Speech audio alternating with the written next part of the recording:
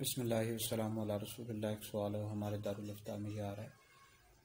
کہ 23 مارچ 1940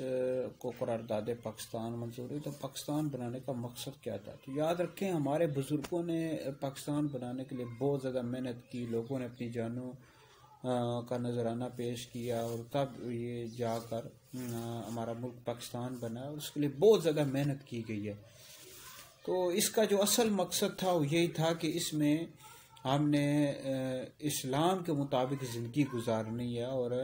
اسلام کی تبلیغ کرنی ہے، اسلام کی اشاعت کرنی ہے، اور اپنے ملک کو اسلام کے مطابق ہم نے بنانا ہے، اور اس کی ترقی میں اپنا کردار ادا کرنا ہے۔ لیکن آج کل اگر ہم دیکھیں تو ہم بالکل اپنے مقصد سے پیچھے ہٹ گئے ہیں، اور ہم بالکل بھی اس کے یعنی تعمیر و ترقی میں کوئی اتنا خاص کردار ادا نہیں کر رہے، اور پھر ہم نے اسلام کے جو اصول ہیں ان کو بلا دیا، اس پر عمل نہیں کرتے، حضور علیہ السلام کی سیرت پر عمل نہیں کرتے۔ تو اصل مقصد یہ تھا کہ ہم حضور علیہ السلام کی سیرت کو اپنائیں، اور